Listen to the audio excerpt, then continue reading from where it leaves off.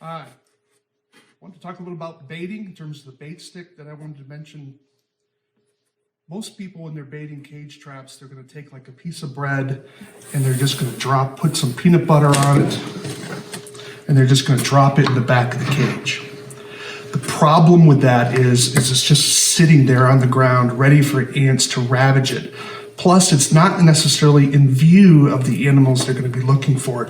Animals don't walk with their heads crawling along the ground.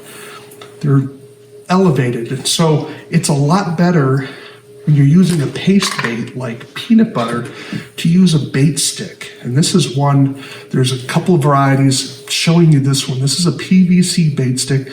Don't know where I got the idea from. It was not my own. It was somebody, I learned it from somebody. So basically you're using a 1/2 inch piece of PVC pipe. This is about 5 inches long. You don't even have to glue it. You want to get yourself a T connector. Just pop it on there. You're going to swirl it inside the paste bait, and then you're just going to drop it over the bait area. Now it sits there. It's above where the ants are, at eye level for the animal. Plus you have all of that odor coming from the bottom, from the inside, from the outside, out the top. Whereas just a piece of bread, the odor is only coming across from the surface of that particular bread. If you use a professional paste bait, here's a supersonic apple from Wild Beast Products, a friend of mine. Again, it's a paste bait. Swirl it in there, drop it down.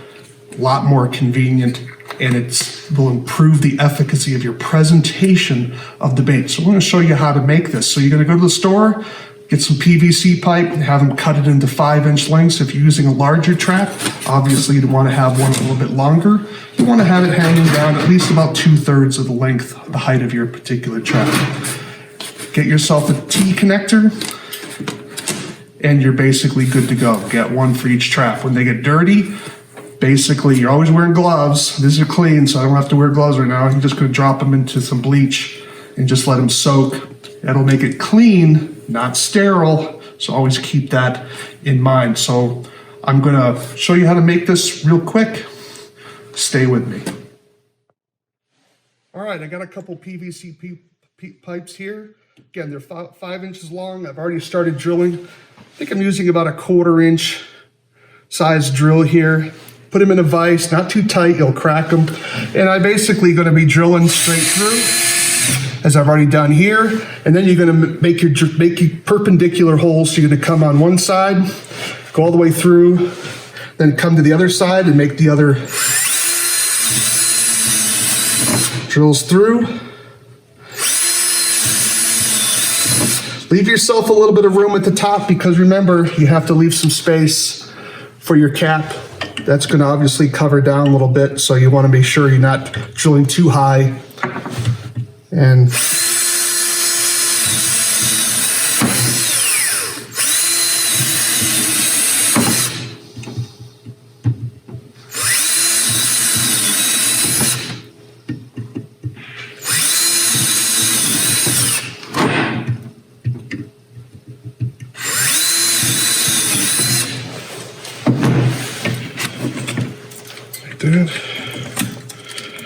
turn it over, do the other side, do the other end, same way.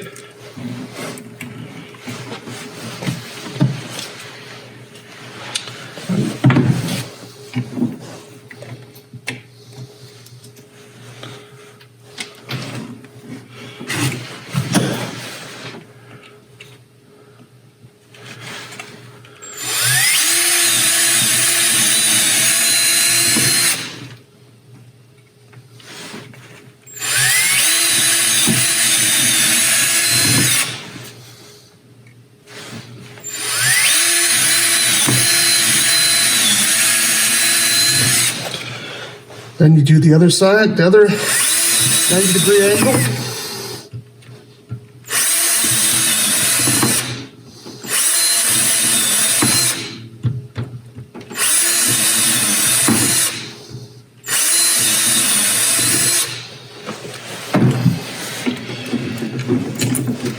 Now some of this PVC pipe is going to be a bit sharp. You just take a knife and kind of scrape some of those edges off, kind of smooth it out a little bit because it can be a bit sharp. You can be as sort of as detailed and pretty with it as you want. It's probably a good idea just to clip it down, because when you're in the field, you're going to be wearing gloves, but they can be a little sharp.